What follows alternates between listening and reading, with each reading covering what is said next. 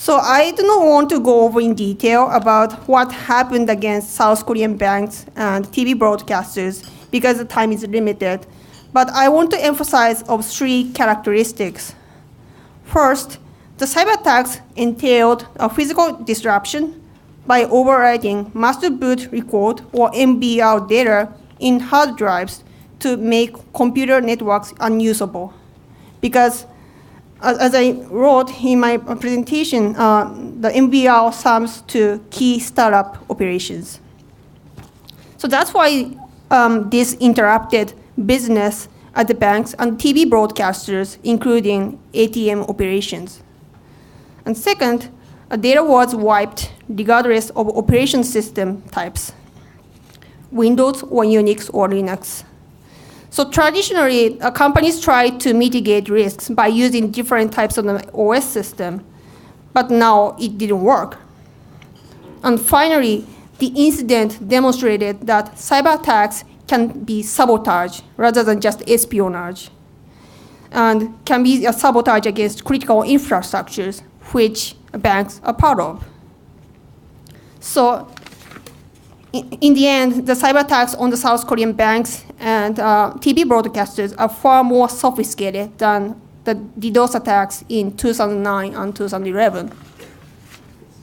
Hi, I'm Nathan Pincus. I'm a civilian analyst with the U.S. military. Thank you, Ms. Matsubar, for your presentation. Two questions for you. First relates to the last point you made about strategic communication.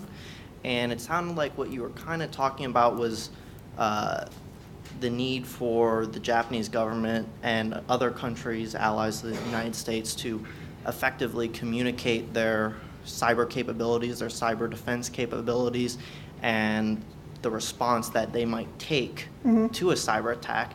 Could you maybe expand on what response you think the Japanese government should take to a cyber attack if it is attributable, and some of the challenges that they may face? Because to me, it almost sounds like a concept of cyber deterrence to a degree, and whether you can communicate enough to a potential attacker your capability to defend the attack and your response to keep them from conducting such an attack.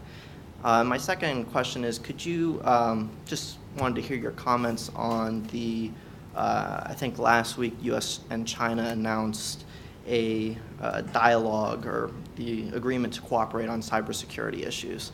And I'd just like to hear your comments on that. Thank you. So I think it's a good way to address diplomatically cybersecurity issues between China and the United States to establish now a group to working group and a workshop to cooperate together to counter this type of threats. So it's, I think it's diplomatically important that the two countries recognize the importance of cybersecurity and cooperation. But in reality, I do not know how much they can cooperate, because actually they also criticize each other that actually the other country is attacking us. No, you are attacking us. We are not doing anything. And we are the victims. You are the threat.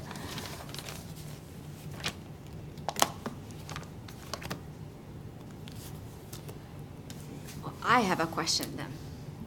So the Japanese government is launching Cyber Command at the Ministry of Defense in 2014, I think.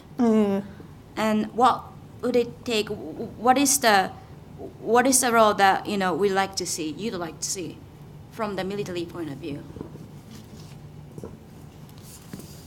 So as you may know, the Ministry of Defense and Self-Defense Forces are planning to launch Cyberspace Defense Unit, or サイバー空間防衛隊 in Japanese, by the end of this fiscal year, which means the end of March 2014.